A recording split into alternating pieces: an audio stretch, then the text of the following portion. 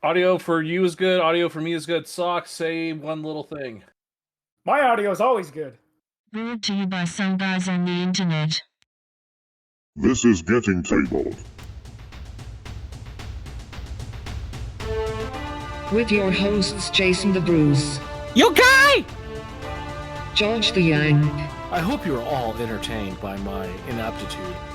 Jason aka Major Socks. We've been doing this and talking about various stuff. One of the stuff. Now sit back, relax, and get tabled.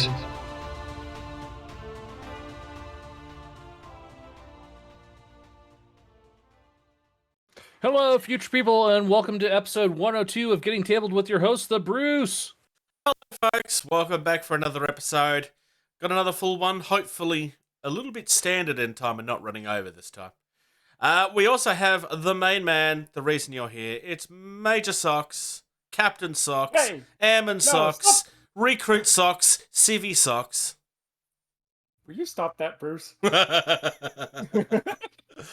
quite like Civvy Socks, actually. I might try to remember that Sticky one. socks? Okay, fine. And then we have Grunt Bruce, or George up in No Man's Land, Wyoming. Probably still I'm frozen not up a there, too, huh, pode for George? once. I like Just the remind fact that you folks- went Grunt Socks, which in military terms would be an upgrade for me. Yeah. Just as a reminder for the folks, this episode of Getting Tabled is brought to you by Valhalla Hobby. If you go to their website and you use the code GT2305, you get 5% off any order over $100. Please try to support the people that support us. They're very kindly supporting us and helping us actually have gettingtabled.com. We wouldn't be able to do that without them. So if you're looking for hobby stuff, check them out. Newly received or noteworthy information, especially about recent or important events. So, actual exciting news from Games Workshop. The Bretonnians. Yeah. So I don't know if I said this to you afterwards or if I said it during the recording, but there's been quite a few people that's been wondering lately if all of the old world talk was just old world. It was just that, just talk, because we hadn't really seen anything other than like lip service. Pretty much, this pretty much confirms that they are actually working on it. I still have my doubts as to whether there's enough room in the hobby for both games. And no, I do not think that this is going to kill Age of Sigmar. I actually think that would be a very stupid move for them to do, as much as I know that there's a crowd that wants them to do it. As much as, kind of myself, and a lot of people do want the old world fantasy back. I think when they developed Sigmar and they made that first rule change and finally added points back, I think they probably made the superior of their major games. I think the rule set and the way the game goes is superior to that of 40k. It's massively superior to 40k, yeah. Yeah, I I still think that they're behind a a lot of the industry, but no, they're massively. Yeah. It's massively better than 40k. It is in ways better than fantasy. Fantasy has its little niche that made fantasy, and then so. But on that hand, I go ahead. I was just going to say, when it comes to the death of fantasy and the launch of Sigmar, there's kind of been two loud voices when it comes to things that were very upset. One of those voices we don't care about because they're just being trolls for the sake of being trolls. Yeah. The other one is, where are my Bretonnians? So it doesn't really surprise me that these are the first actual sculpts that we're seeing.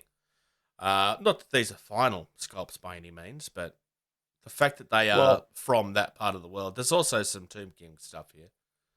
But still. I think with the changes going from Sigmar from fantasy to Sigmar, the classic approach of the rank and file, or the wedge as the Bretonnians did, was very difficult to translate over into Sigmar. Have they found a way to do that and they're just doing Bretonnians again? Or is this just the actual confirmation that they are bringing back, the old world? This is way, old. it's cool. It's literally called Old World Development, Dari, George. Well, there is that, but until I see it, I know. it still isn't happening. The problem with Age of Sigmar is that, as much as, don't get me wrong, I understand people wanted them. having Bretonia turn up in Age of Sigmar made absolutely no sense. I mean, as it is, the story for Age of Sigmar is grasping at straws a lot of the time, but just bringing back Bretonia out of nowhere when there's just no reason for them to exist. Wouldn't have made any sense. I do feel that they kind of need to explore the human side of that world a little better. Like Cities of Sigmar, yeah, sure, that's a good stopgap, but I don't think that's enough. In saying that, it's already kind of getting convoluted enough too. Like they don't want to make the world any more ridiculous than it is. Yeah, for sure. From what we're seeing here, I really like what I'm seeing for the Tomb Kings. And I mean, big time. I love what I'm seeing from the Tomb Kings. The Tomb Kings, yeah, it does look good just because, one, if you go back to, the old world before Sigmar happened, Tomb Kings was really old and one of those armies that was in need of a huge refresh. Well, I don't know if that's entirely yes, they were quite old, but some of those models still hold up quite well. Well, I mean, it is skeleton, so I mean, it's pretty easy for it to hold up. But we with the exception of like Nagash and like some of the big major characters that are like your army centerpieces, all the other stuff was really old. Yeah, very much so. Hey, socks! Look, it's regular night type dudes. I know. Actually, I like the helms actually a lot, and stuff like that. I like the Egyptians. I like the fact that they're leaning into the Egyptian side of what the Tomb Kings were too. Like those weapons, they feel like they're from that part of the world. I mean, they are slightly different, but they look nice. Can we go back up to one of the Bretonian helms real quick? And Socks will know exactly what I'm talking about when I point this out. So if we look at the one with the antlers, yep, Socks, where the visor part is, the little eye slits, but that entire section up there, does that not look like Florida Man on his like swamp boat with his giant like Oakleys on? Yes. It almost looks like a Shredder helmet, except for the antlers. As in Teenage Mutant Ninja Turtles. Yeah, kind of, yeah. Yeah, almost. So yeah, look, it's like this is very clearly still a world away. I'd like to think they're aiming for next year at this point. Like it's clearly not coming this year. Unless they're aiming for Christmas. But I mean, if they're aiming for Christmas, then very clearly we're getting Bretonians versus Tomb Kings in the box. But I don't know. That would be a great box, I think. It'd be one that would sell out. I don't know. It's going to be interesting. Like, I'm watching this one curiously. Like as I said, I don't think there's enough room in the market for both games, because they are essentially going to be just they're too similar. Like they're very different games, but almost similar at the same time. The problem with my argument, of course, is that to some extent there's a lot of people that just buy whatever they're told to buy. And I don't think that's a good thing for the industry. But long-term wise, introducing two games of the same size is going to damage one of those games, and that's not a good thing for business. So then there needs to be a point of difference between the two beyond base type. That's my opinion. Yeah. Moving on. I want to start with the next story by saying I have massive skeptical opinions as to how this was revealed, because I struggle to believe that they just accidentally sent this out to a customer. We got reveals of Dante. Yeah, I was going to say, I agree with that, especially for the fact that the real reveals we got are this, paint job right here. Like, this exact, that's super sketch. Now, don't get me wrong. I totally think this was an intentionally planned. Yeah, especially after how they did Leagues of Votan last year with the April Fool's Day. This is totally right on that same path of, Yeah. See, but what I'm referring to, for those that don't know, is there was a post that went out conveniently the day before the reveal. Though, to be fair, if it was genuinely an accident, they would push this forward. A customer had ordered the old Dante, apparently, and received the new one. And we hadn't even had a tease of a new Dante yet. Well, no, there may have been a tease I've missed. That's maybe not necessarily true. The paint job that was shown off in the original photos, like it's not literally this one. It certainly was a worse paint job than this one. I mean, it wasn't a bad one. It was just like it was not as good as this. I kind of feel like there was something along the lines of, hey, so what we should do is we'll send this out to this guy that just happens to have a very big following. Like, this went viral in the sense of, like, viral. And in the 2000s, like, in, like, the late 2000s, there was a period of time where we got all of these leaks from Games Workshop. And everybody knew.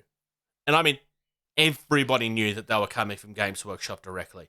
But your news always picked them up, always made it sound like it was a very big deal that they'd stolen these images, and it was your usual culprits. This is part of where Spiky Bits gets their reputation from.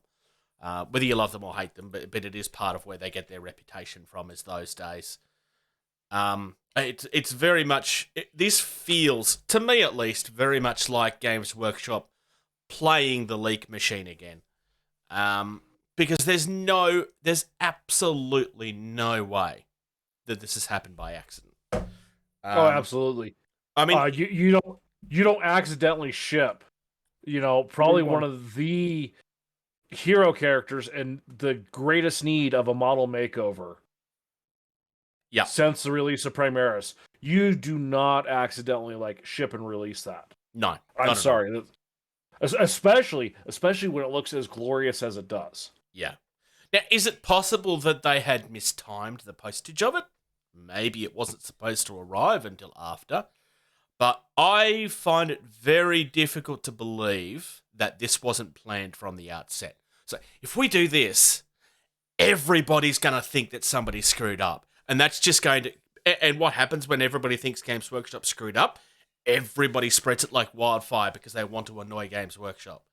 I personally think this is some very, very clever viral marketing. Absolutely. What's been lost in all of this is that, you're right, the model is gorgeous. I would even challenge Socks not to like this, honestly, because I think this would go... I think this might actually tickle a couple of Socks' fantasies. Not fantasies, fancies. Nah, maybe. It's very Greek, their armor set. It is. So, I was going to say Italian, because, Dante and Dante's Death Mask. There's my one complaint about the model, and that's the scenery base. No. Actually, I don't mind that one so much because it fits the model. Yeah. No, my one complaint is the blood drop logo iconography in the middle of his forehead. That was always there, though. I understand that, but with as much detail and as glorious as that mask looks, it doesn't need it. No, I agree. It doesn't need it. But you know what happens when Games Workshop changes things? They're not allowed to change things, good, George. You should know this by now. I know. So, no, as far as the terrain scenery, I'm pretty okay with that because one, it's very obvious that you can just cut that off super easily. It's most likely a separate piece, as always. Yeah, based on how he's actually designed with that Primaris backpack. You could probably get one of the normal flight stands that they're using for those Primaris troops, with the flight stand, and get that wedged on there and have him in an actual flying pose, kind of where he's not touching the ground. So yeah, but the problem the screen actually shows him without that stone piece. Does it? Mm-hmm. What? Where? Scroll down. Are you talking about how there's two copies of the model and one of them smaller? Because that's an old. That's comparing the old model with the new one. Yeah. Yeah, that's the old ancient one that See what I know? Nothing. To be fair, from someone that's not into 40k, I can completely understand why you've made that mistake. I mean, and to be fair, looking at the old model versus the new model, you know, they've really like stayed true to the original design. Very much You so. know, yeah, They've just made it better. yeah. There's a couple things they've made better. You know, now that they're using like good, you know, plastic injection molding instead of, you know, metal or fine crap. Socks. Now Yes. that you realise what it is, isn't it amazing how cartoony the old one looks in comparison? Yes. It almost looks chibi. Almost. Yeah. If you're familiar with what chibi is. I'm really, really happy about this. I mean, I'm a Blood Angels player. Well, I was a Blood Angels player and collector. I don't have anything Blood Angels now. Oh no, that's not true. I do still have. Oh, no, I have one Blood Angels thing. I still have my custom Mephiston that I made. But some things stand out and go, I've wanted this for so long. I may actually end up grabbing this eventually. Moving on. We got Squirrel Girl for Marvel Crisis Protocol. And Gwenpool. And Gwenpool, yes, but yeah, it's Gwenpool. Squirrel Girl, come on! It's far more interesting than. Truth be told, I know who Squirrel Girl is, but that really is as far as it goes. It's such a random thing. So I've never read Squirrel Girl. I know who she is, and I know that it's very, very popular. Gwenpool is certainly more modern than Squirrel Girl was. So it's going to be interesting to see how these guys go in game, I suppose. Can we address one thing on the Gwenpool model real quick though? The little sharky thing. No, no. How the Gwenpool model is breaking the fourth wall, because look what's in the basing. A Gwenpool comic. Yeah. Comic. Yeah. Gwenpool very much does do that, for the record. So. I'm a big fan of this. It looks really nice. That's just me personally. I like the Gwenpool model. It's very, very actiony. You know, which, you know, they have been known to have issues of, you know, let's make this look good with some of the, especially some of the female poses. The Squirrel Girl one, other than it's Squirrel Girl, I feel a little let down in it. It's, but I mean, what do you do with Squirrel Girl? I mean, you know, I'll say this: the fact that the most interesting thing in that mini is the squirrel that's also flexing, is kind of a little bit worrying to me. I mean, I love the fact that it's basically holding up the same pose that she is, but I can't disagree with you. It's kind of a little bit. I think to something like the sculpt is fine. The painting leaves a little bit to be desired, I think. Yeah, that painting does seem a little, or like it's the photography. It's one or the other. When you look at the Gwenpool and then look at Squirrel Girl, like, yeah, there's a letdown in Squirrel Girl for sure. There was a time in Games Workshop, and it wasn't even that long ago, where like models would be absolutely fine, but the way they painted them and photographed them made them look really nerfy. And I kind of feel like that's what we're getting, because that face looks like it's been sculpted wrong. Like, it looks like there's almost no nose. And like, there is a nose there. I think it's the photography letting them down here. I gotta say, like, the other thing I'm starting to find frustrating about the Marvel reveals is that we only ever get one view of each model. Like, you really don't really know what you're getting until you have the model in hand. I would like to see them start, like, not so much a 360-degree view, but I want to start seeing more photos. Because even like with the photos that we get, it's literally the same photos from the boxes. Mm-hmm. Yeah, they just cropped out the stuff on the box. Yeah, Around the model. Yeah, and it's like they only took the one photo, and it's like, it's what we got, what we're working with. Go. Mm. No, we're not doing 3 photos of each one. No, just one photo. Yeah. And I'm not just because yes, we're looking at this on the Asmodee website, but like the official reveals are essentially the same. And the reason that we always go to the Asmodee website is because I prefer wherever I can to be taking resources directly from the source. I mean, it's just the way I prefer to do business, I suppose. But this is another good reveal. It's continuing on the monthly trend that they've been doing for a while, I suppose. We should have another one be revealed within the next week or so, because that's usually the way that it happens. Next up, I'm gonna be ranting shortly, so why doesn't somebody else have a chat about this first? Zombicide is coming back to Kickstarter, so yes, you know exactly what my rant is going to be. The next one is going to be White Death. So it's... Oh. George, do you have a different opinion to me? Somebody has to before I go off. I really don't, because, okay, so Zombicide is what started CMON. Like, they launched that, they blew up. This is now, what, the 7th or 15th version of Zombicide they're releasing? Something like that. At least. Like, so, I mean, at this point, it doesn't need a Kickstarter. They know if they make this, it's going to sell. It's going to sell. Yeah. This is not a Kickstarter item. Like sure, okay, like, you know, a new intellectual property like Ankh or something like that, where it's like, you know, the game does not actually exist yet. Sure. But for something that's like tried and true and tested and like is known as a seller, just manufacture it and sell it. Like, don't mess with the Kickstarter. Look, don't get me wrong. I understand the arguments. Yes, there is a rant coming. And some of you have heard this rant before. Look, I understand the arguments, but if they didn't do it through Kickstarter, we wouldn't get everything that we normally get.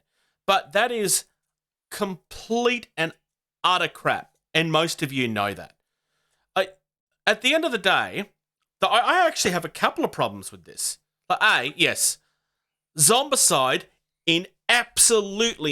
there is absolutely zero excuses for Zombicide of all things to be on Kickstarter at all anymore. There is no argument for this.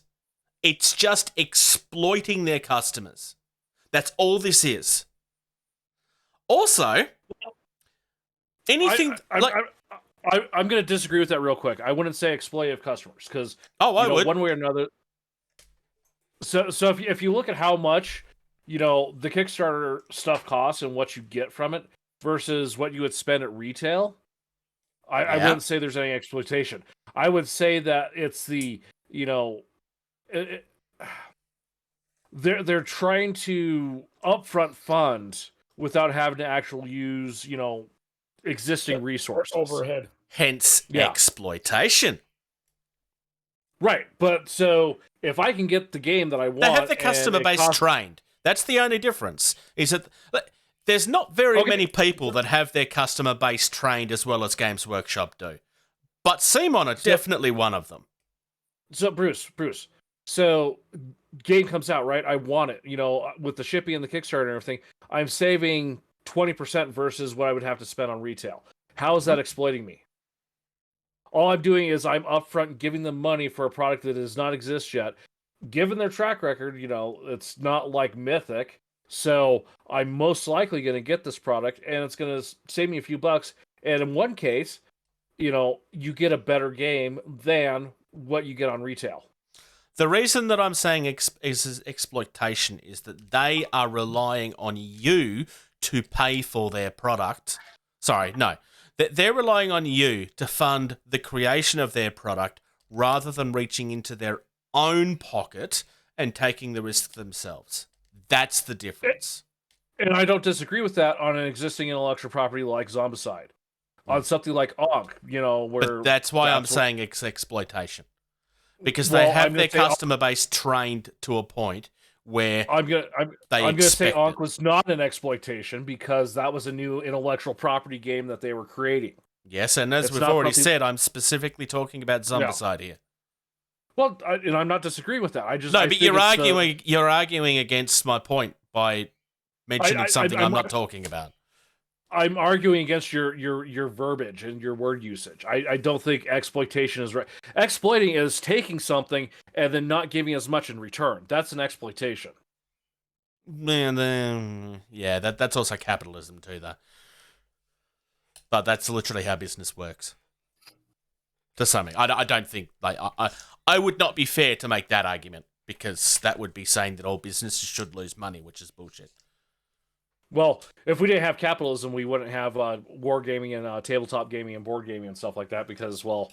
No, that's literally my point. I have a different problem with this, though. This is just... This is a Song of Ice and Fire, but without paying for the intellectual property. Which they already own. You tell me that White Death is not Winter is Coming. Come on. Because I see a tiger wearing samurai armor. Well, that is true as well. But you can't tell me that's not what inspired this idea. Well, I'm not going to disagree. I think there's just that, instead of, doing the exact same thing and then paying George R. R. Martin, like whatever his stupid cut of money is, they've changed it enough to where they can do that without having to license it. That's a smart way of doing business. If I don't have to pay someone else something, I'm not going to pay someone. The silly thing, they're already paying for a license, so by rights, although I suppose at least this way they don't have to pay a percentage on this particular one. But also from they already own the license for A Song of Ice and Fire. Well, and from what I've heard too, like the way they've treated that community, they're probably trying to keep this project as separate from that community because that community is very unhappy with them. So, yeah. It's going to be interesting to see where this goes. Like I said, this is it. George, do you still have the run sheet up in front of you? Yes. Can you read the headline that I attached to this, just for the fan base? Bruce dies on the hill. Yeah, I am dying on this hill. Don't get me. I'm not completely anti-CMON. There's a lot of practices of theirs that I don't appreciate, but the Zombicide hill, I'm going to die on this until it stops happening. It's completely inappropriate. I mean, you could argue at this point, Awakened Realms is doing the same thing with Nemesis. Yes, but it's not as old, is the only difference there. But I would agree with you. Well, Q4 of this year, there's a third Nemesis game hitting GameFound for crowdfunding. Yeah, but it's only 3, not 15. But I'm not disagreeing with you. I'm just there is a slight difference. But also too, I do Bruce, agree with you. How many other games has Awakened Realms also crowdfunded? Awakened Realms, you could argue, is big enough they don't need to do crowdfunding either, yet they still are. And it has become an industry standard now of we can crowdfund, get the money up front to manufacture, and then ship the game. It's a completely new way of doing business. Well, no, actually, it's not a new way of doing business. It's now an old way of doing business. Kickstarter's been around for a decade at this point. You can't call it new. But the reason I have a problem with this and the reason that I will die on this hill is every time CMON do this, it's not a matter of, are they smart to do it? Yes, of course they are. They have their customer base trained to where their customer base not only are willing to put up with this, they expect to be the one to pay for CMON's business.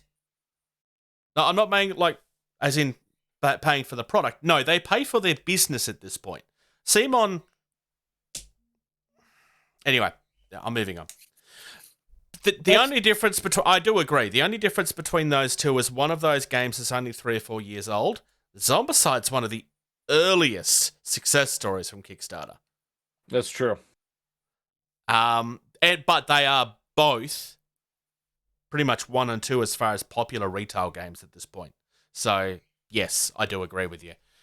Yes, Socks, you're right. It's time to move on. We have a new Kickstarter coming in Speaking of from Kickstarters. Archon. Yep. Right. So, Archon have been doing Dungeons and Lasers for a while now, but this one is actually a full-on campaign with proper minis and proper everything. Like, this hasn't actually gone live yet. This is a preview that was given to on Tabletop, so I want to give credit there because that's where I got this link from. And this thing is huge. It's designed to work for Dungeons and Dragons 5th edition. I mean, most of their stuff is fairly generic enough where you can kind of slide it into whatever, but this is literally a campaign supplement with literal monsters and, dare I say, the best looking owlbear I've seen in miniature form ever. That's a really gorgeous looking owlbear. I'm gonna say second best. I've seen one where it was like the full on, like it had its wings up, posed like it was coming and attacking. Like Okay. Yep, fair. it looked, but this still looks good. I'm wondering if they're jumping on this and doing this after the whole outrage of OGL 1.1 of like, hey, let's make something and sell it, and people will buy it because they're still pretty horked at Wizards of the Coast. Well, that's probably fair. Archon Studios have been doing this particular product for a while now. Oh, have they? Okay. Yeah, no, this has been around for a while. I actually have backed one of their previous ones, and I've done unboxings for the channel. Basically, up until now, a lot of it has been like just dungeon tile based. So as opposed to 3D printing, it's all hard plastic dungeon tiles. I really need to get around to painting mine because I never actually got around to that because I haven't had a reason to use them. Can you scroll down to where you get to the Fortress of Dragza? Fortress of Dragza. Yes. Now let it sit there. This is one of the coolest things I have seen. Yep. For showing off the minis. Yep. That is so cool. I really like this. So this is all hard plastic. There's sections of this. This is another one of these ones where at the end of the day, there is stuff that's not been made yet, obviously, and that's what you're kickstarting this for. But they're also offering some of their older product at a discounted price so that you can get some of that faster. And obviously the profits to that obviously also go to help make their new product. This is kind of a point of difference that they've been doing for a while. As opposed to, I mean, yeah, usually if there's a company that's been launching a game through Kickstarter for a while, they'll usually like, yes, you can also get this. This is from last time, but we'll let you have it again at a slightly more expensive, because otherwise you're kind of ripping off your previous customers. The difference with this though is that if you're specifically buying only the stuff from the older campaigns, then you can actually get that stuff like very quickly. It's like within a few months, as opposed to obviously they've got to make everything else. I really like the Elven Woods, honestly. As much as, yes, this is old stuff that they've done before, but I actually really like that Elven Wood. I think it's quite nice. The looking for detail. Oh, I just saw the Tarrasque. Oh my lord, that's huge. Yeah, that's pretty cool. Yeah, the Elven Woods actually look pretty good. That's actually, I would say, a good substitute for Sylvaneth. Yes, I agree. 386 millimeters. So that's about a foot and 4 inches. That's 15 inches. 15 I was inches. close. I said a foot and 4 inches. That's 16. So that's pretty close. Yeah, that's huge. That's dang. That's huge. Yeah, that's. I don't know if it's as big as Smaug, but it'd have to be close. Yeah, I was gonna say, that's in Smaug territory for miniature size. And at €59. So all of this stuff that you're looking that has the rapid shipping logo is like old stuff that they're offering that you can do again. Some of this, I don't think all of it, but some of this is available at retail. But you will not find these prices at retail, obviously. Yeah. like I said, like this is it's continuing on a series, but they're doing something new with it. I mean, people doing fifth ed campaigns that comes with miniatures on Kickstarter is not entirely a new thing. But Yeah. I like to see a new company doing it. Like most other companies are either doing resin or most of them are just 3D prints. I'm not against 3D prints. I have a 3D printer.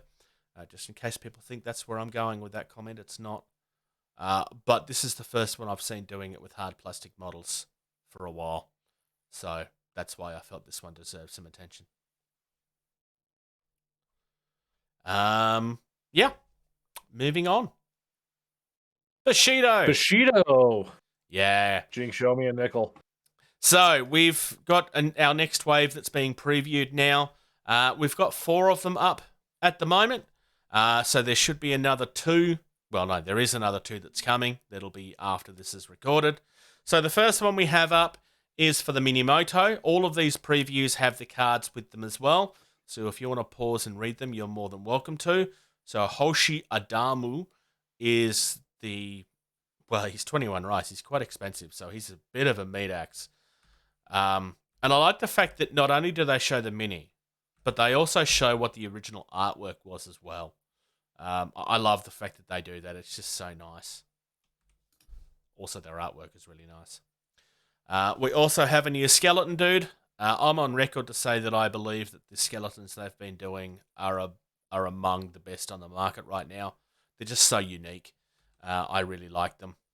And the artwork for them is amazing as well. So this guy is another one for the Uri, or the Cult of Uri. Satao Hachi, 23 rice, so again, quite expensive. Then we have the Plainsman Falconeers. These are 14 rice each. These are, I think, the highlight for me so far. I love these guys. I like it these is, guys too. yeah, it is probably worth noting that Ben believes he's found a mistake in this, because on the card, it has the keywords mercenary and tribesman, but I'm going to bring up my notes here from Ben. Not that he didn't actually mention this specifically for us. It's just a coincidence that we're recording on the same day. The card, the enhancement card that's supposed to work with these guys are supposed to have the keywords Falconer or Hiroto or Ronin Falconeer. So, I mean, they are Ronin and they are Falconeers, but that seems to be a mistake there. I would be surprised if that doesn't get updated. Because, yeah, there's a specific card that's supposed to be used with these guys. It could be FAQ'd away, but at this stage, there's an error there that needs to be fixed.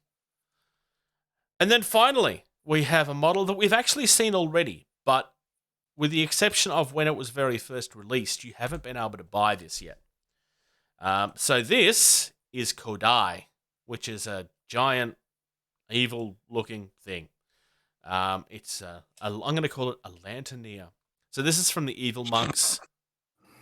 It's a giant spirit holding a lantern, and this is just, yeah, all kinds of nasty. So then, based on the coloring, would you say he's a blue lantern or a purple lantern? Violence. Yes. So, yeah, that's it so far from the GCT Studios. I could very briefly tease off. You're not going to see it on the screen for you two guys. But we also have a tease of what else is coming. So from here, we've seen most of the top row. It's this stuff that we haven't seen yet. There's somebody with a pointy hat that's coming, and there's somebody with a really horrible looking sword that's coming. So that's what we're waiting on at this stage. Moving on. Socks! You mentioned this earlier, but it was already on the run sheet. TT Combat have released a whole heap of new battle groups. The most 5 of them. Yeah, the most exciting of which is, correct me if I'm wrong, is it the Sheltari that we're talking about last? Yeah. Yep. Cool. Just double checking. The Sheltari have a couple of new War Striders. They're calling them Widow Battle about them Walkers. first then. And then they also got a couple new gates called what are they? Zion gates, which I think is kind of cool because these are the ones can. I was looking at the stats on the army builder, and these can teleport units up to 12 inches away. So, Oh, nice. that's a big distance for some gates. Granted, they're staying there the entire game, but a 12-inch radius, 24. I mean, that's a fourth diameter. of board. Yeah, exactly. Yeah. Also, the gates kind of look cool too. They do.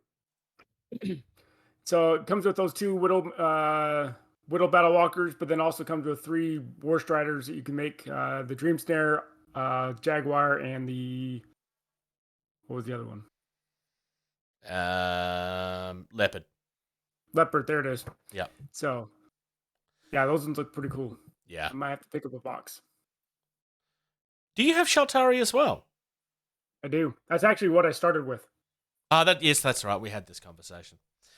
We've also got the PHR. This is just essentially a bundle of existing stuff, which is fine because that bundles are good. It seems that you save. These are all £35, by the way. Like, this is a bargain compared to what you're normally paying for this stuff. I mean, maybe not necessarily helpful to people that already own everything, unless they really need more of them. But for people that are getting into the game and haven't bought this stuff yet, so the PHR one comes with... Oh, these are all called armor battle grips, by the way.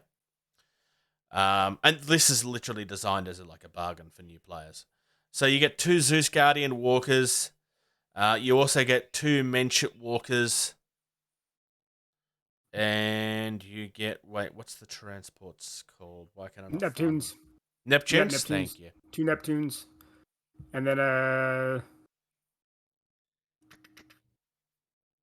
Luna gunship. Yeah, which is just gorgeous. It's just all kinds of I do gorgeous. like it. So yeah, 7 minis in that one. Is it 7 minis in all of them? I think it is. I think it is. Yeah, 7 minis. 7 minis. For the Resisti, you get 8 minis. So this gets you're getting a hovercraft in this one, which is already going to make this popular, because they were really hard to come by for a while. They had issues with the mold that they had to recreate, I believe, is what was going on. Yeah. But they were kind of very vague as to what the problem was. Maybe that's something that we can talk with Louis about when we eventually get him on, when that eventually happens. You're getting 3 Attila Walkers. I've already mentioned the hovercraft. You're getting... You can build that as either the regular or as the Hydra Relay. And yes, you're getting a couple of the helicopters, which I've always been a fan of those helicopters. I think those helicopters are gorgeous. They do look really good. Yeah. The Interceptor's nice too, which is the big flight. The big flight. It's the big plane thing. Oh, you mean the Raptor from Battlestar Galactica? Yeah. Yeah. I'll say this: it has a very like Art Deco, like noir kind of like sci-fi look to it. Yeah, which I really like. These helicopters are amazing. I've always loved these sculpts. They're just so nice. Speaking of which, actually, in our previous episode when we were talking about the Resisti, I had mentioned that it was a mixture of metal and resin. That has changed since I last looked at it. They're all resin now. There is no metal left in that kit, which is a good thing. Mm-hmm. Because metal is horrible. Death to metal. You cannot kill the metal. Except for death metal. That's okay. Yeah, definitely. Moving on to the heroes of the game, we have the Scourge. Well, who are you? No, that was the Shaltari. Or the PHR. No. I said heroes, not villains. Oh, okay. Anyway. The Scourge being obviously everybody's heroic faction. I mean, you wouldn't call anybody else the Scourge. Clearly, it has to be the heroes of the game. Speaking of hills to die on, I love that. I love annoying everybody with that. I'm sure every time I do that, it makes Louis go. Durr. Anyway. So we get 2 Ravener Laser Walkers, which are just really cool. They are really cool. You also get 3 of the smaller ones, which is the Hive Walkers. Sorry, the Afflictor Highwalkers. You get the Oppressor Command Arthropod. If you don't own one of those, you really need to. They are really nice. I already have one of those because I bought it separately back in the day. And you also get 3 Ravager Beetles. So you got some anti-air in there as well, which is nice. Another 7. And then finally, if you want to support the horrible, monstrous UCM propaganda machine, then you can. You're getting 3 Katana light tanks. You're getting some Jackal LAVs. You're also getting a crossbow laser artillery. And some Ravens and a Titania Condor. All really nice stuff. Yeah. But these are just really good value, especially if they're full of stuff that you don't own already.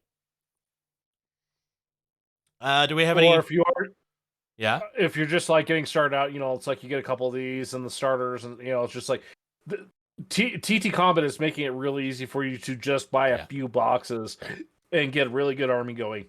Pretty much. Yeah. I would probably say ignoring faction. Do you have any preferences as to which you think is nicer?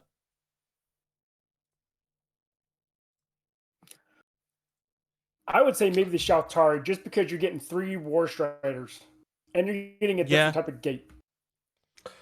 I'd agree with that, but I'll throw the resistance into that just because you are getting that hovercraft, which hard to get a hold of. Very crucial part of the army with lots of good support units in that box. Yeah.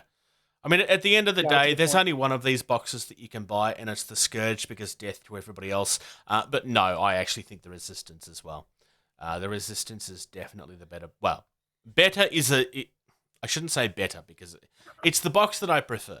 It just looks wise, and like what it contains is just so good. And those hovercrafts are just, you really do want them.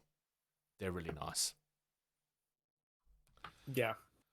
There is also some new terrain that TT Combat are coming out. So unusual for them to have a new set of terrain. Yeah, some of it looks like it's made specifically for a game called Drop Squad Commander. Yeah, there's the storage platforms and stuff. Although, hang on, which? I'm talking about the Starship. Yeah. Second row. Because if you look at the Starship hallway, it's very obviously for Drop Squad Commander because there's one of the Scourge Drop Squad Commander minis there in the picture. I missed that one. Oh, it is too. That is very curious. I was going to say that these would be perfect for Kill Team, but I mean, if you're going to play Kill Team, you may as well play Drop Squad Commander, because that is what the game is called. It's definitely not called. It's definitely not called Strike Team Commander. It's Drop Squad Commander.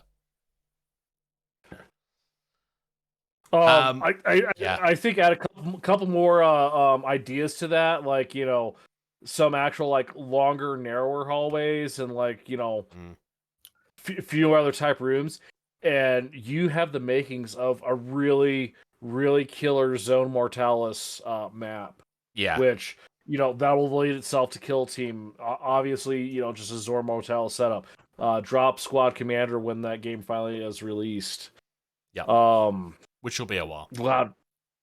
What other games could use something like that? Just, Oh, very much so. There's a lot of games that can use stuff like this. I mean, maybe not a fantasy game, but there's a lot of games that can use terrain like this. I mean, hell, like even realistically, Space Hulk. You want to play Space Hulk, but like make the game a little bit bigger, or just not as predictable as the game tends to be, or lay out your own shit. Well, it looks like the stuff's pretty modular too, because the floor tiles I was gonna say you buy a couple of sets, and you could, with the way their puzzle pieces on the floor itself, and the way the posts are made, you could very easily modularize this. The other ones I wanted to look at are the Inaki. So we got a whole heap of Inaki terrain, which is very, very suitable for a certain game that we might have been talking about a few minutes ago, called Bushido. This would fit into that world very, very easily. So the Misayama village is a lot of like really tiny little huts. So good for line of sight breaking. All of them have roofs that'll come off, which is really nice. Not that Bushido has rules for going inside of the buildings, but I don't really care. It's cool. And there are other games that could use this stuff, obviously. I just like the concept of roofs coming off because like the terrain becomes, part of the game more so because, Yep. you can use the terrain as line of sight, but there's a doorway. I can go in there, take the roof off, and someone else can go in there, and the next thing you know, you're fighting and shooting inside the building because you can actually see and move around in there too, not just like, I'm inside the building. Yeah. And it's also been done so that there's detail on the inside, which just helps everything. Mm-hmm. The walkways are quite nice. These, are very, very simple because they're just wooden walkways. But if you've got like a waterway and you want to put like paths over it and stuff, or swampland, so you've got limited ease of movement, and then everything else is dangerous terrain, perhaps. That certainly is a way of getting it done. And the Anarchy Gateway extensions. So these are like fences and watchtowers. Pretty much. And then finally, the actual gateway itself is, where you get your watchtowers and everything. You could make a really, really nice board with this for pretty much anything. I say Bushido because, well, of course I say Bushido. It's the most obvious, yeah. Yeah. Mm-hmm. But there's a lot of samurai games out there that you could use this with. You can have a lot of fun with this. But as far as news is concerned, that's the end of it. Indy. We are, however. Definition. Independent. Type. Slang word. Jargon. Welcome to the War-Ganizer. If you've been following Marvel Crisis Protocol, you've probably seen this being shared a couple of times. This is... So, George, you know that little box that you bought recently, the MDF one that you was quite... Yep. This is a 3D printed version of... I want to say a version of that. It's not that, but it's definitely their own thing. But it reminds me of that because of the layout and how it works. But everything on this is 3D printed. You can buy a physical version of this, just for the record. But alternatively, you can just buy the files for this and make your own. You do want to print this on an FDM printer, not a resin printer, though. This is really, really impressive. So, you can just do a single one. So the War-Ganizer 2.0 is just one tier. Everything opens up. You've got little extensions that you can add on for books and so forth. And then you open it up, and then you have your trays that you can put in custom different trays and so forth. They've been designed around the bases specifically so that you don't have to magnetize anything. So you'll see there's a couple of pictures where you can see how they actually hold the minis in. So in the case of GW bases where they've got the concave on the bases, it's just designed around that so that they physically can't come off. I'm surprised nobody's thought of this already, honestly. It's a really, really simple way of doing it. That makes a lot of sense. There's also versions of these that you can get for Marvel Crisis Protocol as well. They've also designed a kit to extend it so that you not only have two of them back to back, but they've fixed it so that the handle still ends up being in the middle of the middle of the damn box. This is really, really impressive. Like, this has essentially all been organized and done by one guy, which is just insane. So I opened up the Marvel Crisis Protocol one, and I like how they've got various different art sliders that you can add for your different factions. So if you have like all Marvel or Spider-Man or whatever, you could have those little sliders. I think that's a cool idea. Yeah, it's a nice, easy way of customizing it. There is, like, if you go to War-Ganizer.stls, there is like a test one that you could do. So you can just print a blank one and then, I don't know, use stickers or something if you really wanted to. Or if you just want to see if, it'll fit on your printer bed, which it should. I was very impressed when I saw this. This is really cool. I'm looking at the War-Ganizer Kill Team pack download. Yeah. Where it's essentially like the size and scale of this is absolutely perfect for something like Kill Team. Very much so. And it houses everything. Yeah, I'd be a little hesitant for doing anything larger, like maybe the 2.0, back to back. For like a larger army. I don't know about the base tray is a really cool idea, but what if you have just that one model that's on the one base size, right? Yeah. And that's it. So, or if you had a monster-sized mini that's not going to fit inside of this, yeah. It is essentially designed for skirmish games, but yeah, this product is also not that old, so there's nothing to say that he won't come up with solutions to those problems later. Yeah. But I will say, with the, I could probably, the custodians I have right now, I could probably get them to work on these trays, no problem. Yep. But, this is a really good idea and a really great start to something. For someone like me who does not have a 3D printer, it's like, do I go get one, or do I just find a place that has a really good, filament printing service and print it out that way and call it good? In theory, you can pay them to print it for you, if that's the way you want to go around it.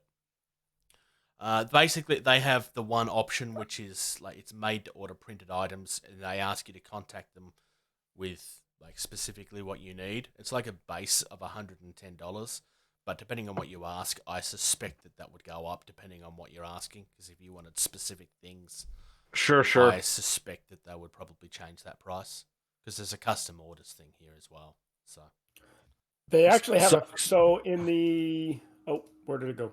In the 3D printer War 2.0, they actually have what looks like a flat base.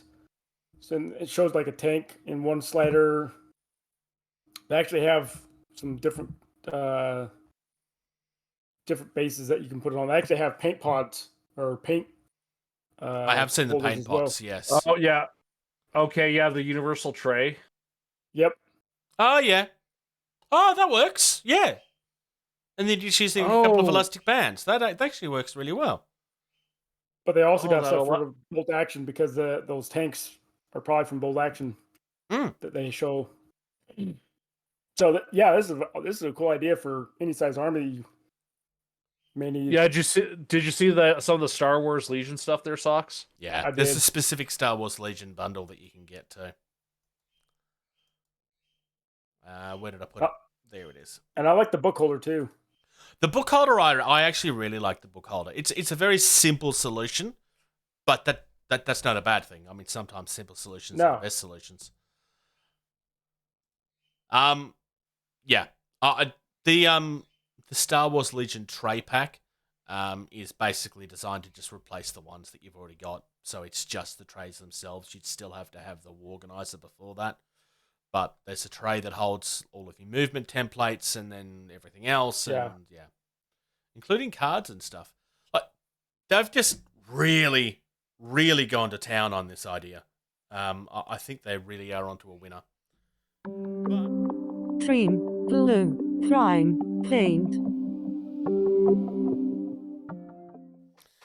What have you been up to, Socks? I think Socks is still lost in the War-Ganizer, I think. What are you trying to... Oh, because you're trying to plan for April? Or is there something else that's making you cry? I feel like I've betrayed myself. Welcome to the dark side. We have cookies. Oh, it did show up. You lied to us. No, he showed up today. Yeah, I feel like I've betrayed myself. We've all got our skinks now. Look, you can paint it in any style that you want. So if you want to paint it to make it look like it's from Star Wars or something, nobody's going to stop you. I know I could. I know I could. So Ooh, I could totally see this being able to like pass as something from Star Wars. yeah, Or paint it up to be like make it look like it's from something from history or something. I don't know. So I have some ideas. So that's what I've been toying up with the idea of what I want to do. But I'm going up to St. Louis here in a couple weeks, Mm. and I'm hoping the wife will let me buy Gettysburg set. I haven't talked to her yet, but I'm hoping. So, You're going to Miniature Market for that? I am. While you're there, could you take a baseball bat to someone's kneecaps and tell them to get a label on my pledge and you get it shipped? Yeah, I can do that. Are they dealing with the He-Man? Oh, it is atrocious of how Miniature Market is handling the Masters of the Universe shipping.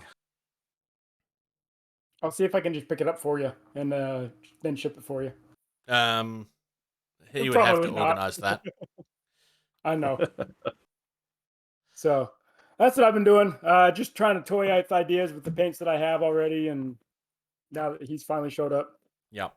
So I have a few ideas, none of which I'm going to mention to you. well, I have my entire scheme, with the exception of one of two things. I have my entire scheme ready to go for the guy. So Nice. I will say this for those of you who have not, heard us talk about it on this show, or who have not, just heard of it at all. General, get yourself the Paint Rack app. Oh yes. It's been a while since we mentioned that. Actually, we're not sponsored or anything by them. George found them completely by coincidence, and it's really good. I will say this, right? I picked one color that I'm going to paint that skink. And literally, and I just selected my scale 75 colors because I have a good selection of scale 75. And I picked one paint, and just going with that app of saying, "Oh, this is the good contrast for this, and this complements this," and just doing that, literally was able to pick out my entire scheme in 5 minutes. Nice. So I understand there's some people who want to sit there and scratch their heads and think about it, but if you want good contrast, good complementary colors and stuff like that, you don't want to have to think about it, spend the $6 or $7 or whatever and download that app and purchase the pack for it and support the creators because it is brilliant. There is a free version of it, but it's missing a couple of the options. If you're also, there's also another app that I came across recently for paints and stuff. Brush Rage. It's all in one word though. If you're someone that keeps on forgetting to take down the actual colors that you use and stuff, it actually lets you save your color schemes so that if you're coming back to a range you haven't touched in a while, you don't have to remember everything. You can actually save it and come back to it. Paint Rack has that same thing, I believe. Oh, okay. I haven't used that bit then. I don't know if it does, but I believe it does. If not, that's also good to know as well.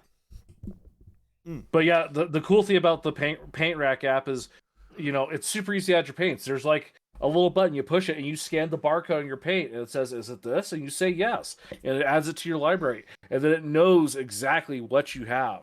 And the list of manufacturers is just huge. There's Citadel, Vallejo, Reaper, Ammo, AK, Interactive, Army Painter, P3, Tamiya, Scale 75, Green Stuff World.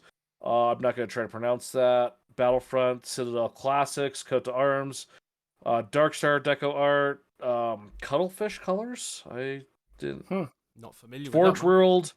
You're right. Golden, Huge Miniatures, Humbro. It's even got 2 thin coats.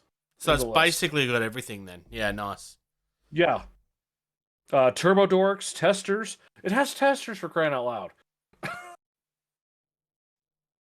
No, it's not going to show up properly. Yeah, and I want to say it was $5 when I did it. If it's $10, it's still a steal of an app. No, Crute. I give up. Yeah, I've been building Crute. So there's an unboxing coming this week of the Crute kill team that I have done. It's already up on our Patreon for those that would like to have a look at it. I am a big fan of this box set, and I'm not going to say anything more because it kind of ruins the unboxing. To the point where I was very specific about which mini I picked because there's a point where I'm not sure which I'm building and which I'm not, so I don't want to ruin the video. Otherwise, it's been more Entropy City, kind of more on the development side of it this last couple of weeks than anything else. Was it last week that I had the game, or was it the week before? Did I speak about the game that we had recently, last episode? I don't think so. Okay. Well, I was actually able to lead 2 people through a game of Entropy City. This is the first time I'd kind of moved up to the full 4x4 table. So I built up a 4x4 table using the Mantic road tiles that I had in the Mars Attacks game that we spoke about previously. I deliberately I kind of went a little overboard and I used my own terrain. I deliberately created a couple of bottlenecks to try to force things to slow down in certain areas, and I tried to create a table that was very you would actually have to think about how you wanted to go. To the point where there was a couple of points where people went a little bit too fast and couldn't turn corners too quickly and had to go through the rubble. They didn't actually crash. They rolled really well, so that was a bonus. But the table itself went pretty much exactly how I wanted to. It's also the first time that I've been testing with wounds, because wounds have actually, finally been introduced. For a long time, I was kind of like, well, yeah, but we've already got stress, and if you have too much stress, you're eventually going to crash it anyway. Doesn't that kind of achieve the same thing? And I mean, it does, but there'd been a few people that are kind of like, no, I do think you should have wounds as well. Because my thought was, I didn't want it to get... Because sometimes if you have too many things, it just becomes convoluted. Too complex. Yeah. And complexity, just for the sake of making things complex, is boring to me. But somebody kind of finally kind of pointed out something, not so much that I hadn't thought of, but they kind of said it in a way that made me think, actually, no, they're right. Which is, it's not so much that you can be taken out multiple ways now, because you can now. You can be taken out wounds-wise, or you can stress yourself out and end up crashing that way. But it means that I can have more variation in the weapons. So if you have, because at that point, all weapons kind of did, they just impacted stress. Some impacted more than others, and therefore some were more effective than others. But if you have some weapons that deal with stress and some weapons that deal with wounds, then one of the goals I had is I didn't want to have any of these things. It's like, yeah, but why would I ever take that? There's just everything else on the table is going to be better than that. Why would I ever use it? So it gives me more opportunities to make everything feel like it has a place, ultimately. Not that I'm at a balancing point in the game yet, but... So I was trying out that. Initial tests is that the implementation of wounds has kind of thrown stress out a little bit, because stress, I mean, it was definitely involved, but nobody really stressed out to the point where they crashed.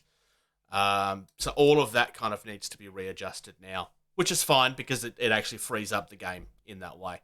I don't have to be so cautious on that side, because you would get up pretty high pretty easily up in the past. And so I was reluctant to kind of push the turning stress and stuff too far, because then it's just not making the game fun. So there's still a little bit of work there. The big thing is about an hour before I left, I kind of realized that, I don't actually have a way of tracking wounds without just putting dice on the table everywhere, which I didn't want to do because it just gets ugly. So I was like, okay, stuff it. Everybody has one wound except for one character. So each person has one character that has 2 wounds. There we go. We can test it. And basically what ended up happening is it kind of felt like all of the weapons were the same, because most people only had 1 wound anyway. So it just like, okay, yeah, I'm not doing that next time. So the last couple of weeks I've kind of been designing cards to represent each of the minis. And I've a dashboard for... Pretty much. The first version of them didn't print out very well, so I did them again Friday night. I haven't tested the printout yet, but basically it's a picture of the mini itself with what the weapon they're using, a thing for their wounds, a thing for their maximum strengths, and I've actually put in the speeds on there so that you can kind of just mark it with a whiteboard marker as to what you're doing. Nobody can lose track as to what's going on, because in the past, when it came to stress, I was kind of relying on people just to be honest there, knowing that I would eventually have to solve that problem. But when it was only 3 minis, it wasn't really that hard to keep track of everything. But when you've got 5 or more, it becomes a little bit harder to track. Yeah. So it went well. It was That's good. pretty much a wipeout for one guy over the other. Dice just weren't kind to him that day. But they both had fun, despite that there were, as I've already mentioned, there were. Are you bringing your own dice for this? Are you not telling people to bring their own dice? No, I'm bringing my own dice. That's the worst thing you can do. You're No. cheating. You have the absolute worst dice in the world, and you're letting other people use them. We're playing with D10s. We're playing with D10s, and D10s treat me well. Also, they both had my dice. So there's no excuse for one guy rolling better than the other. They both belong to me. Okay, was one set calibrated for the northern hemisphere then, and he was using it in the southern? No, it's just one's pink and one's purple. So, I picked something up. It's on the way. This is more of a to spend time with a significant other. She is huge into murder podcasts and whodunit stuff like that. So I ordered. I don't know if you guys have heard of this. Hunt a Killer. Yep. It's a board game. So it's not so much a board game as far as it's like $200 for a 6-month episode, 6 months of an episode every month, and you have clues and stuff. It's almost like an escape room kind of thing where you have to go through the clues and figure out the solution. So it's kind of a board game. It's kind of not a board game. So they had a huge spring cleaning sale, so I was able to pick one up on the cheap to see what we think about that, and expand the repertoire of things to do on a Friday night instead of sit in front of the TV. Nice. The other thing I did this fortnight is I know both of you already know this, but I officially launched a Facebook group for Enterprise City. At this stage, It's pretty much just, it's you guys and those from our Patreon that there's those that are joined. There is a link in the Entropy City Discord channel that you can get to if you want to, and otherwise it's just people that have either shown interest or have actually been helping me test out things. So it's kind of like a grassroots. My hope for this ultimately is that if this does eventually become a product, then this group kind of becomes like this is the grassroots of it where it all started, and we were kind of part of it before you kind of, hopefully it kind of becomes something that you can kind of go back and see the progression of the game over time is the idea. Everything the Patreon is still getting, it's not actually officially part of our promises, but I am showing everything to Patreon first. They get a minimum of 24 hours before it gets shared anywhere else. So Talk nerdy to me. So, I got myself the Sylvaneth Battle Box, their big Christmas special, because it was a good deal, and I've always wanted a tree army, and it was a really good excuse to get a tree army. So I'm going through and I'm building trees, right? And I came across something, and I'm sure this is not the only kit. I'm sure there are other kits that suffer from this, but I have too much plastic left over from doing the tree lords. And when I say too much plastic left over, I can kind of show you, and I'll switch my camera view here so I'm not trying to hold it up on my face. There we got that. Let me do this. Where's my camera? There we go. Okay. So here, we have a sprue that is not missing anything, right? A sprue. Every single part and piece has been used. Yep. So, anytime you get yourself the Tree Lord H kit, or build as a Tree Lord, or the third one, I can't remember what the actual name of it is, you're only using half the plastic in the box.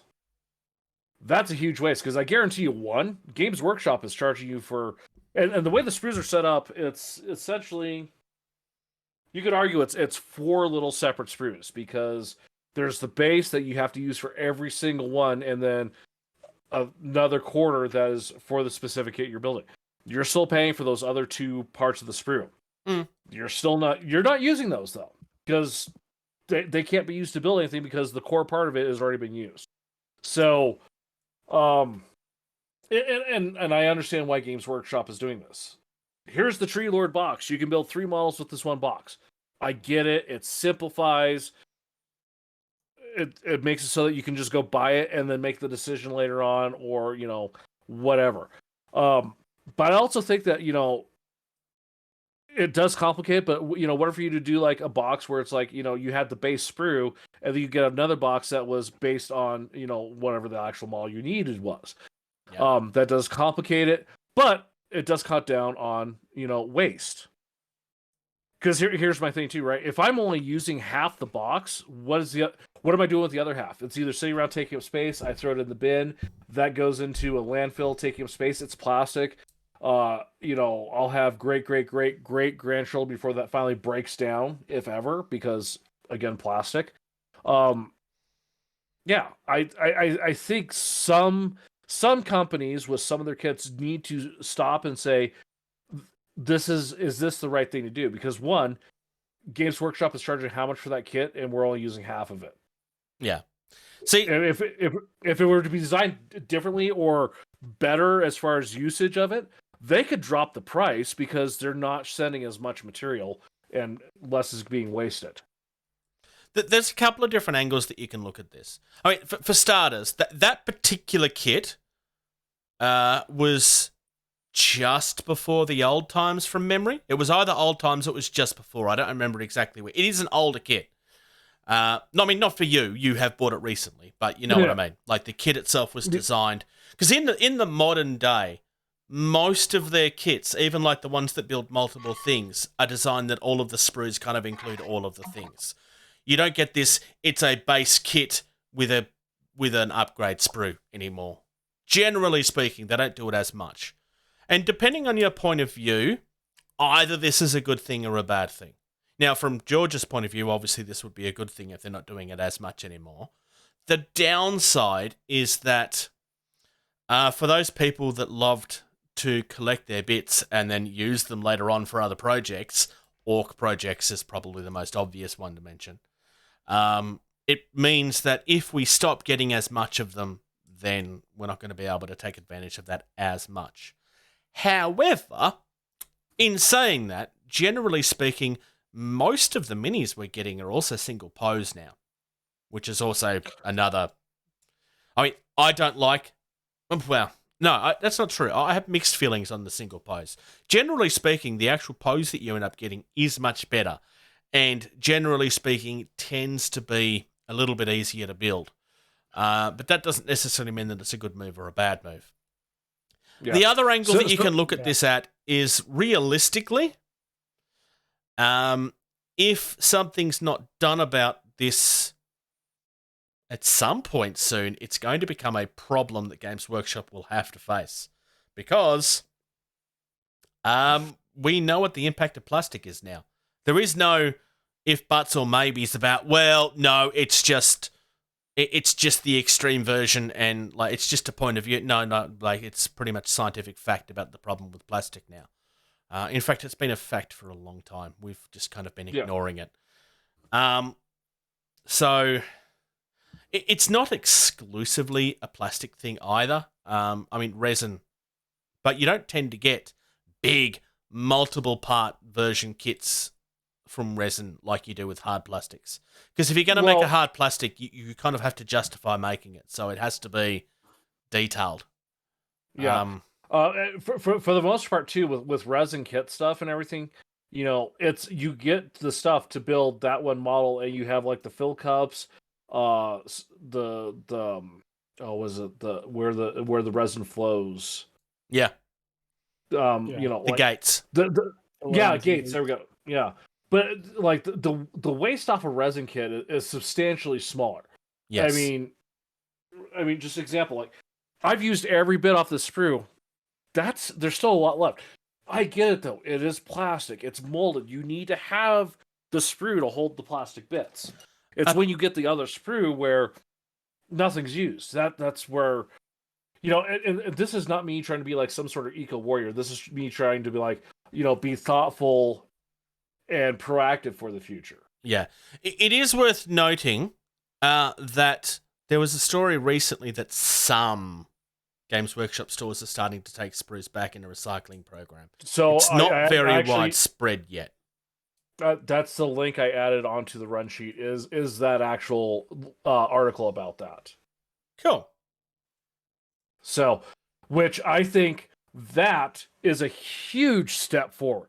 Now, don't get me wrong. There's some guys out there that are extremely creative and have a lot of time on their hands that are like, send me your sprues. I'm going to make stuff out of them.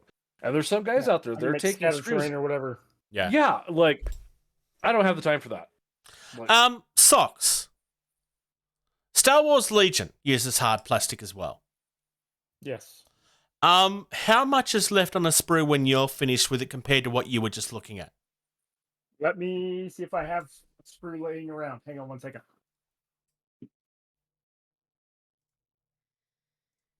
While he's doing that, I'm just going to kind of browse through this. So the recycle program, like I said, it's not very widespread yet, and it is only in the UK.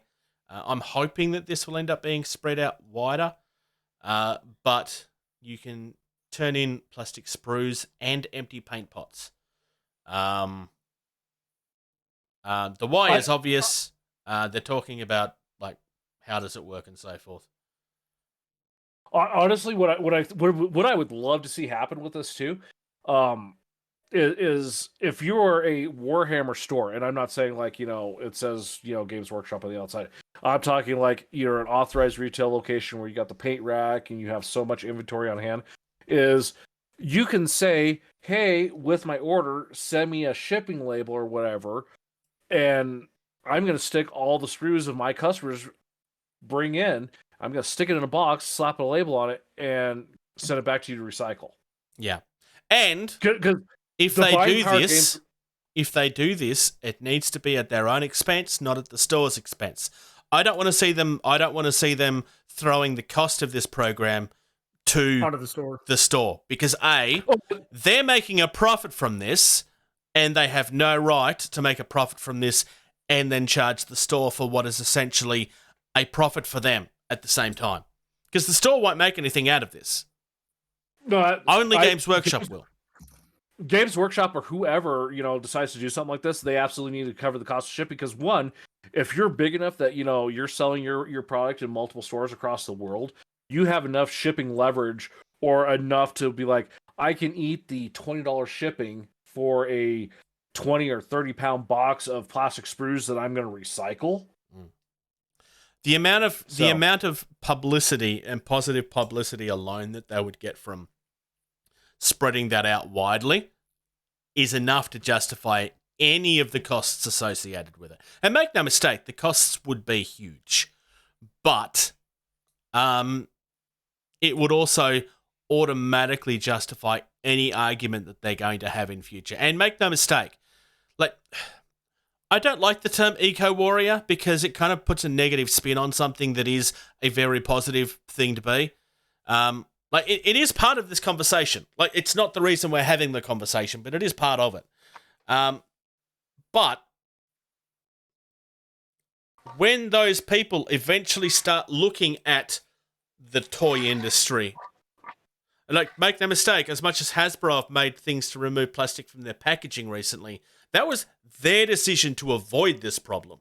Nobody's come after them at this stage. It will happen at some point that somebody is eventually going to turn around and go, most of these toys are only played with for 6 months.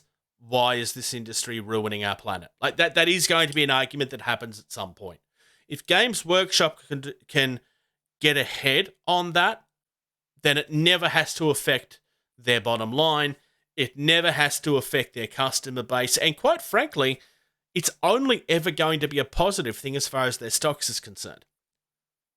Because when that argument eventually does come for them, if they hadn't put these sort of things in place, their stocks will tank temporarily. Because that is the way that social media goes, unfortunately. And one can even argue, and they're kind of exempt from that because, but if you look at the European Union and stuff like that, do you know why, the new iPads have a USB-C charging port on them, Bruce? Because the law forced them to. Exactly. Yep. The European Union had enough power to say, no, you cannot sell a device unless you're using a standardized connector to cut down on the number of cables that are being sold. Which should have been done globally 15 years ago.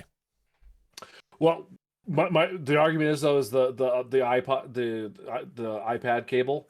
Apple had that out before USB-C, so this was something that came about afterwards, and they were forced to. But that's the kind of power that countries have. Let's look at this too. The UK, they have people in regulatory positions to make regulations so that people have things to do. And at some point, some committee and some entity is going to be formed for the sole purpose of, manufacturing levels of amounts. Oh, you have to cut this by 10% because of your Well, that already exists number. in the car industry. Right. Well, Yeah. how long till it's, in household products and toys and, like you just said, it's if it doesn't exist yet, it's going to exist. Yeah. And the fact that they've, they'll start testing a recycle program and getting ahead of that is great. But I think it's, on an industry that is becoming more heavily reliant on plastic, and they're charging us lots of money for this plastic. The amount they are trying to sell us needs to be addressed, and the amount we have left over after, we've done what we're doing as far as the bill needs to be addressed. Now, I started this conversation. Socks. Did you find a sprue there, Socks? So it's pretty much similar. This is my Pike Syndicate, and that's one of the special weapons that I can get right here on this part of the sprue. So depending on if I build 2 of those whip soldiers, I'll have some extras, but it's not going to be an entire sprue like you, George. It's going to be like maybe 4 pieces on this sprue that's going to be left over, and another 4 based on the special weapon on this. Yeah, so that is a better sprue. That is a better sprue then. So that's pretty acceptable. Like if you can use, I'd say 80%, 70% of the sprue, I'm pretty okay with that. If you're leaving like half of it there, you need to address that. That's you're because they're not going to give you like, oh, they're only going to use half of this, so we're only going to charge you this much because they're not going to use this half. They're not doing that. They're selling you all the raw product that's in that box. And if I don't use half, I mean, you want to talk about exploitation, Bruce? That's exploiting the customer right there. You're going to pay for 4 sprues. You're only going to use 2 of them. I understand where you're coming from, but you need to remember that at one point, the kit bash was a legitimate part of this hobby that was encouraged. Just because Games Workshop don't talk about that anymore doesn't mean it's not part of the value. They just try to make people forget that they can build their own stuff. Right, but I understand what you're saying, but I don't think that's exploitation. I think that's less than. I think I had a stronger argument for that than you are making right now. This 50% that I have sitting here left over, there's nothing for me to kit bash with.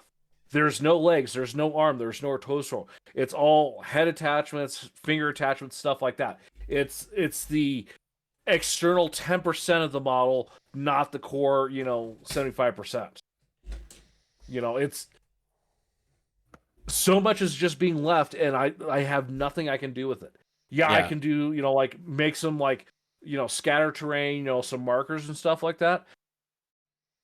But I'm still going to be left with, more than 40% left over with nothing to use it on.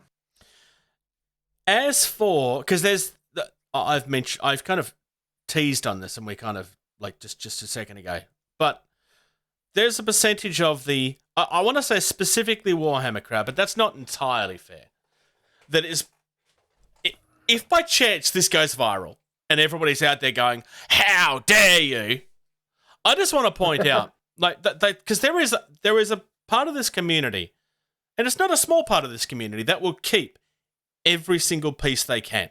I'm not talking about the ones that will recycle every sprue that they have.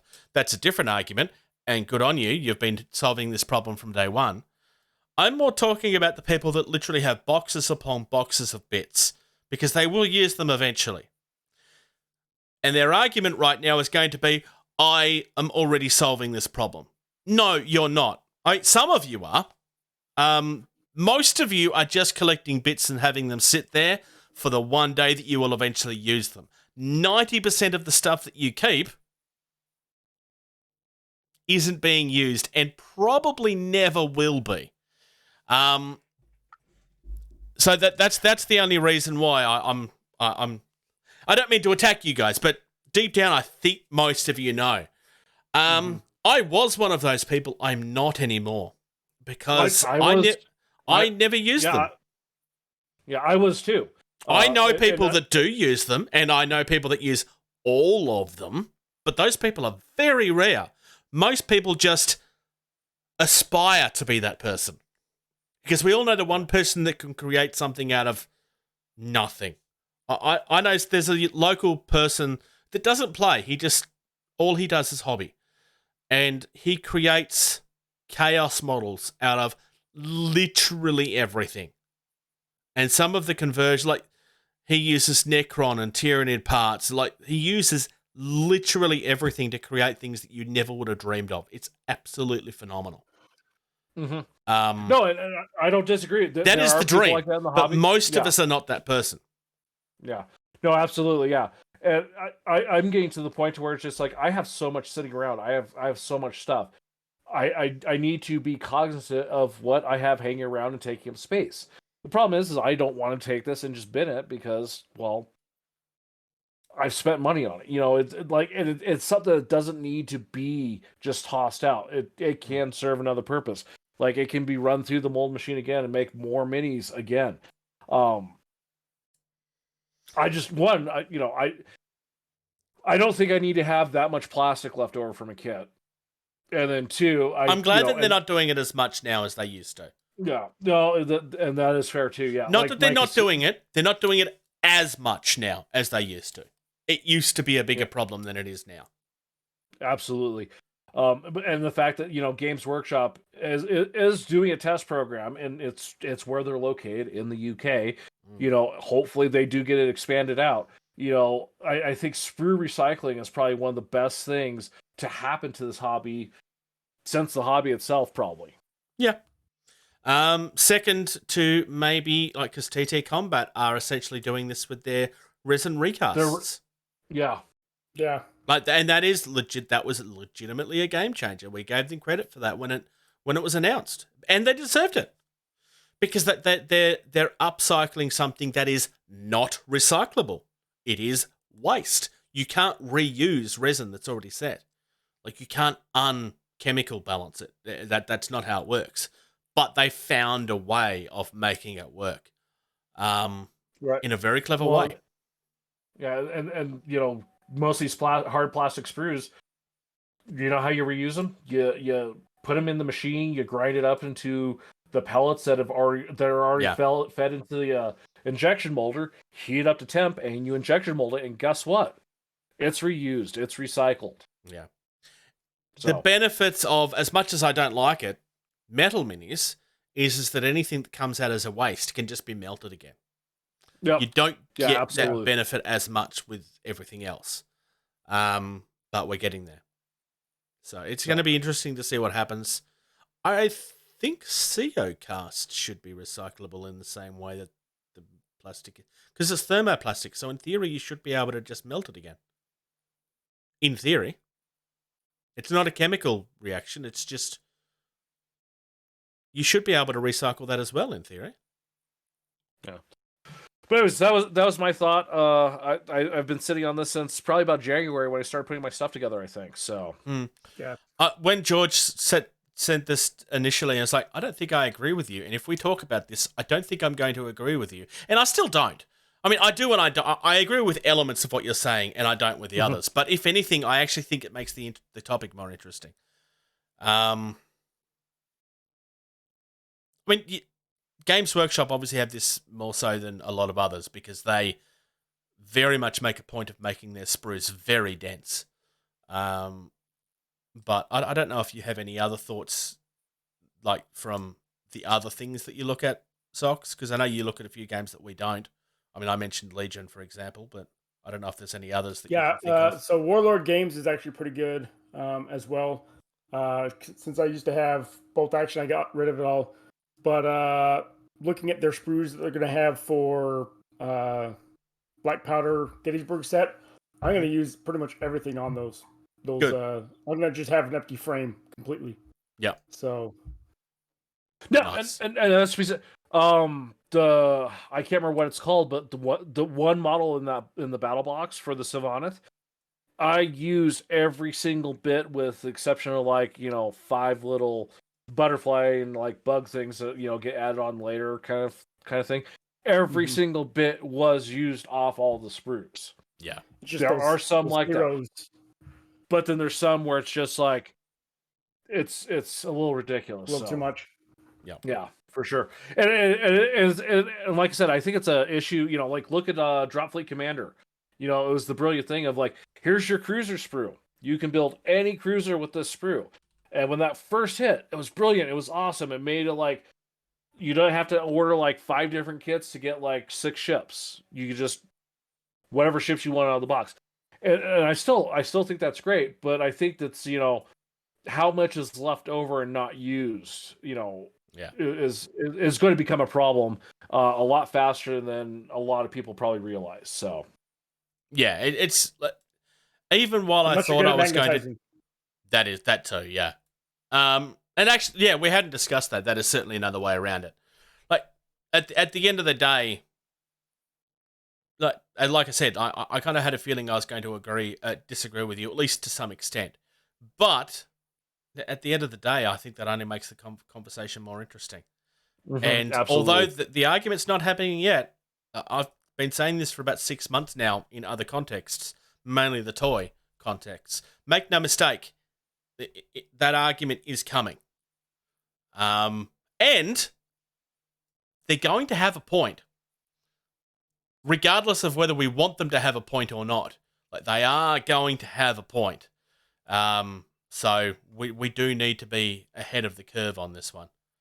But I would like to talk about our sponsor. Our sponsor. So, Valhalla Hobby.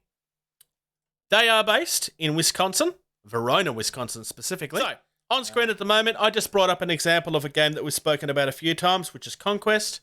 They have all of your regulars. They have your Warhammers, obviously. They have your Magic the Gathering and your Dungeons and Dragons.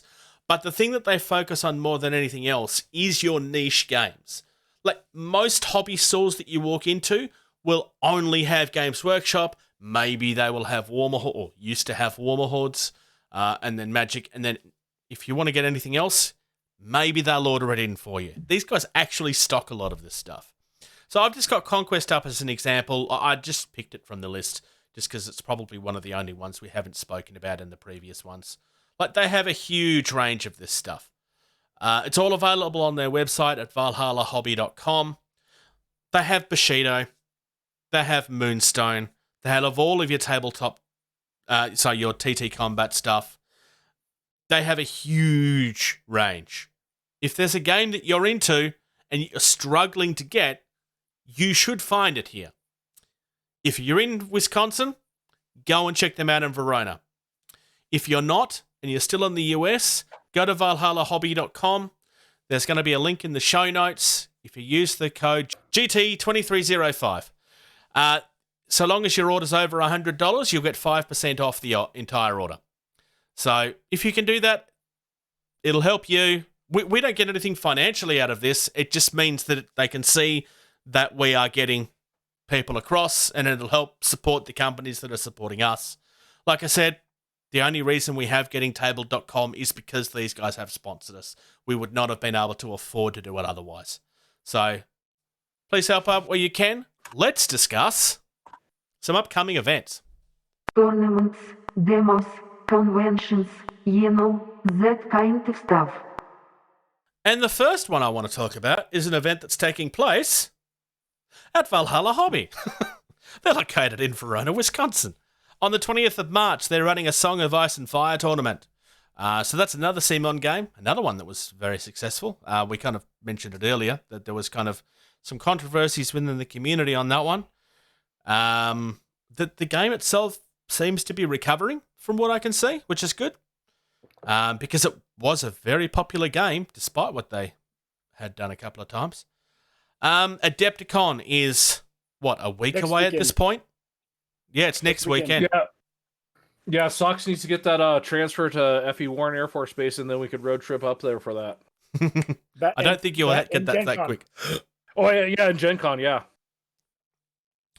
Schaumburg, Illinois. 22nd to the 26th of March. I just want to have a quick discussion. There's a Bushido tournament that's happening this weekend. The Grand Masters for the United States is happening that weekend. There's currently 29 people in the Grand Masters tournament. There's also 32 people registered on the Casual Thursday games. If you are a Bushido player, then you need to get registered. You register through the website as per usual. There's still a couple of spots. Get in on that. Seriously, it's definitely worth doing. That's run by one of our friends, Greg. He helped me and Ben out quite a bit. We also appeared on his podcast for Bushido, talking about a few things. They very good guys. Highly recommend supporting them. And Going plus, along with, sorry, go ahead. I was going to say, plus, if you win the tournament, it's a grand tournament. It's Grand Masters, therefore, you get to put some input into a future product that's coming for Bushido. Seriously.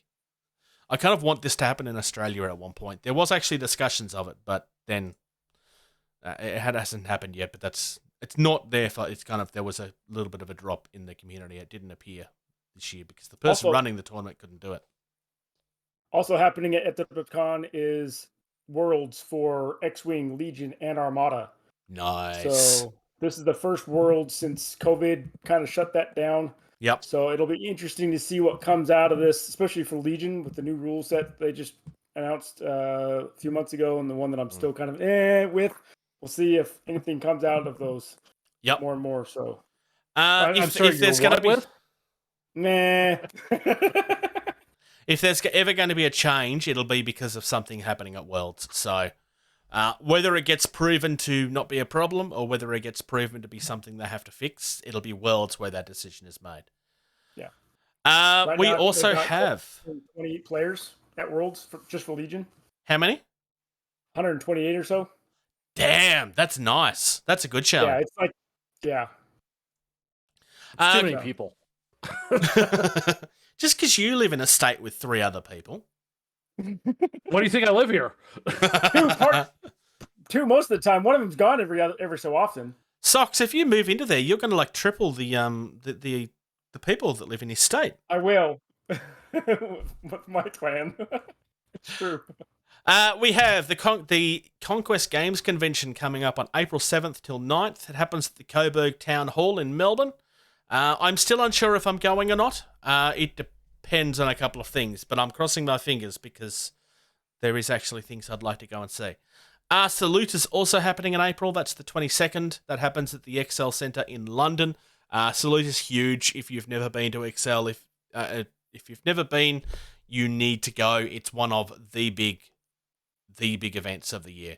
Otherwise, that's it. Thank you very much to those that support us. If you would like to support us, you can do that at patreon.com/gettingtabled. This is pretty much your last chance if you want to enter the tournament to win the Shaltari fleet for Drop Fleet Commander. You win a Shaltari Dreadnought, a Shaltari Starter. Drawing, not tournament, Bruce. Oh, I misspoke. Sorry. It's a competition that you can win. One person will win a Shaltari Dreadnought, a Shaltari Starter Set, a Shaltari Cruisers box, and a Shaltari Frigates box. You can pretty much build a competitive list of anything that you want out of that, Shaltari-wise, obviously. That'll all go out to one lucky person that's been supporting us. Everybody that has been supporting us has been receiving one entry for every month that they did so since it was announced in October. At time of recording, I believe it's 39 entries, but I would have to verify that. Our website is gettingtabled.com. If there's any story that we have discussed today that you want to have a look at the article from, that is where you will find it. It will always show the links to the most recent episodes. Facebook.com/gettingtabled is where most things get shared for the first time. YouTube.com/gettingtabled is where you'll find the Crete video when that goes live this week on Wednesday. If you want to reach out to the team and ask us to talk more about something, then gettingtabled@gmail.com is where you can do that. We'd love to have more comments and community feedback. Honestly, we would. It's something we need more of. Our Twitter and Instagram is @gettingtabled. It's almost like we have a theme going. And although it's only casual at this stage, if you still want to follow me, twitch.tv/JasonTheBruce. I'm kind of casual at the moment because my work situation changed. That won't be going back until September. But if you follow me, you will be able to see when I do go live. I would like to get something done on Twitch again sometime soon. It's just a matter of actually being able to do it. And it's unfortunately too hard with my current work hours, which I'm already hating. I'm a week and a half into it, and I already hate the new hours. It's only temporary. It's fine. Socks. Yes. Thank you. George, Thank you. you smell. It's been fun. Thank you. Thank you. Thank you. Thank you. Thank you. Thank you. For listening to Getting Tabled. Music used in this podcast was created by Eric Matyas at soundimage.org.